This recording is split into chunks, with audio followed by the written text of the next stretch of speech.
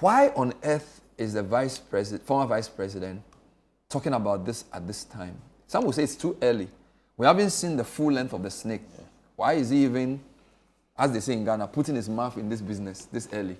Yeah, so like you said, let me say good evening to your cherished viewers and to the people of Wale Wale. Again, it's always an opportunity to serve them. So whenever we have this opportunity, we'll want to express our gratitude to them. The vice president, as part of his tour, he went to the IDU and then went to Cambridge, where he was also meeting some Ghanaian community and then party supporters. Okay. He expressed view on the region topic, and you all agree that over the last 2 weeks, the topical issue within the shores and for us as a country, good news, but because of also the politics of sometimes the results, where the vice president used the opportunity to comment on the development in the country. And the development was to the fact that we are experiencing an appreciation of our currency in contradistinction to the United States dollar, which is more or less a vehicle currency or the currency which we trade with. Now, the vice president's view was to the fact that if you ask the government as to one single policy they have done, you find them wanting for answers in the sense that they can clearly say that this was not within the economic spheres, but we introduced it, and that is what is leading to the result. Because, you see, we've been lamenting about the structure of the Ghanaian economy to the fact that if something radical and significant so is not done about the nature of our economy, we will continue to have this perennial depreciation of our currency. So within that context, the vice president stated that, well, we are having an appreciation of our Cedi, but that result we are seeing cannot just be the factor of this particular government put it in place. Because you recall that just in March, when they were presenting the State of the Nation, and I remember I debated the same thing with my brother on this same platform, to the effect that the economic fundamentals were not that bad.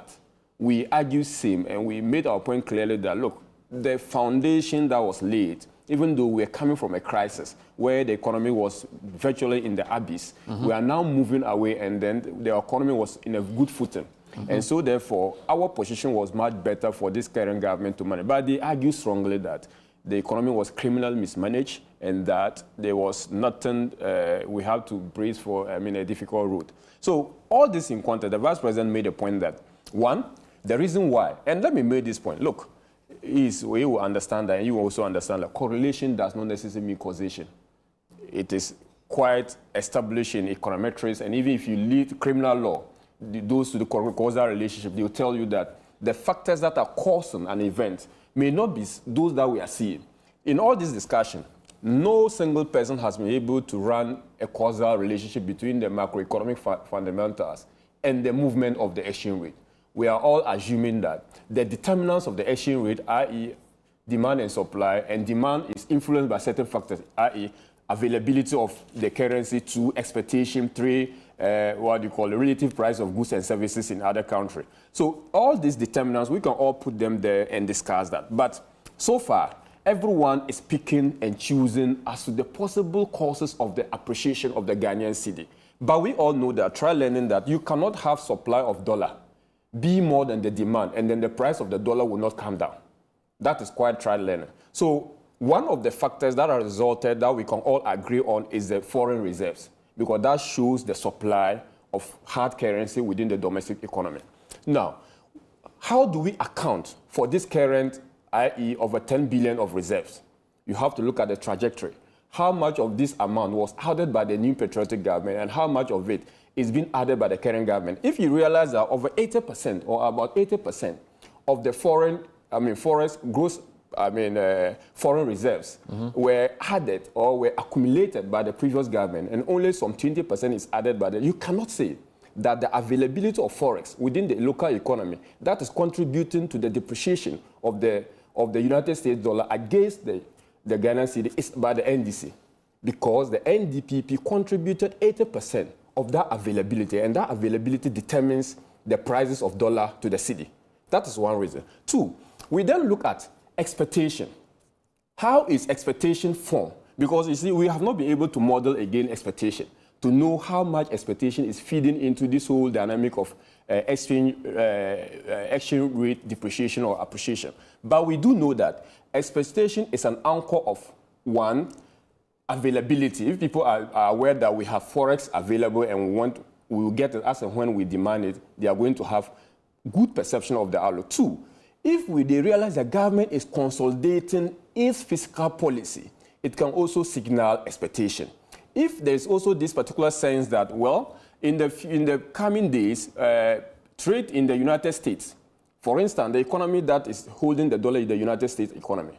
Now, if business there is not doing well, there's no appetite for them to hold the United States dollar. So they will move into other currency. So that is another reason. And the Vice President, knowing very well that the MPP government contributed to the positive expectation or positive outlook of the Cedi, would again say that, look, MPP government made this possible. The third reason that we need to note is that the Vice President had again noted that if government is not spending, unless of course the NDC is saying that decision not to spend is also a policy, right?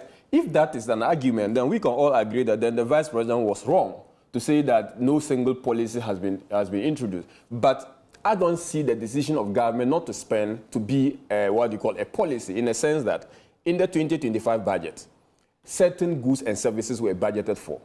Those goods were budgeted for in anticipation that within the fiscal year, government is going to spend on those.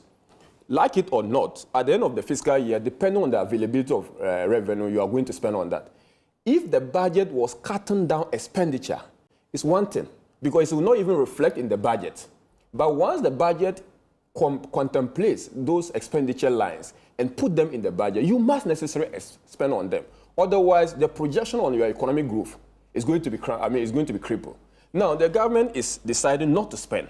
Even statutory payments have not been done.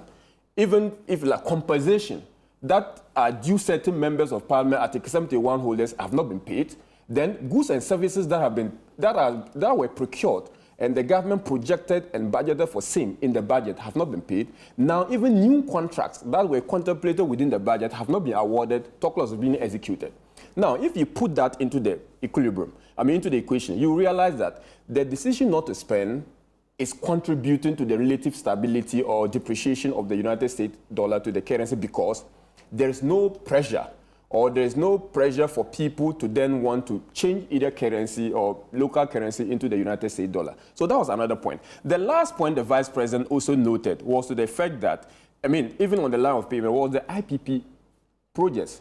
We are experiencing doomsaw now, and the minister responsible for energy and green transition is complaining about the fact that we are going to have imminent collapse of agreement to the effect that Car Power, they are owing about $400 million, and that we are having to the tune of about $2 billion in the energy sector alone. Now, let's look at the accumulation of foreign reserves and the amount that is outstanding. The Gold Board reports that between January and then April, some 2.7 billion were accumulated and added to the gold, to the foreign reserves of our country. Now, energy payment alone is going to consume that. We're not even going to the over 500 million demand for crude oil that is supposed to come in. We're not even talking about other people who are going to China to trade. All those, if we put that into the picture, then you realize that if government begins to spend, then we will not have the same picture. Then the last thing was the fact that, look, all the time, people talk about externality or exogenous factor, and I know over the period, in your line of duty and you are host of this particular economic-related matter and financial matter, these exogenous factors have been explained, and people have used it to justify either their inefficiency or their efficiency. Now, how does the price of gold being a factor of government policy? Virtually, it's an external factor, that the fact that gold went as much as 3,800 at a point, or 3,400 per ounce at a point in time, it's not government policy, right? The fact that cocoa prices, as at the time that we were leaving power, was around 8,800. Now it went to mark $11,000, okay, to a ton. It's not government policy. Okay. All right. You've said a lot of things. I want to summarize it first for want of time. Yeah. You're saying that correlation and causation are not necessarily the same thing. So the fact that in the MDC's governance, the currency is strengthening does not mean that they are the ones behind it. You're saying we can conclude that there's obviously more supply of dollars, which is what we can say. And then you are saying that because this supply of dollars is because of reserves. You're talking about gold reserves. Is that what you're saying? Then you said the government has refused to pay people, therefore they are not spending. So if not spending is a policy, then it's a policy. Yeah. But you don't see that as a major policy. Then you say, for example, that we owe IPPs over $2 billion, which is exactly the same amount or thereabouts that the gold board claims to have raised in a quarter. In a quarter. So it's very clear to you that if the government was paying the energy people, there wouldn't be that money to back the dollar. And then, what was your last point? External factors. All right, so about 5 points.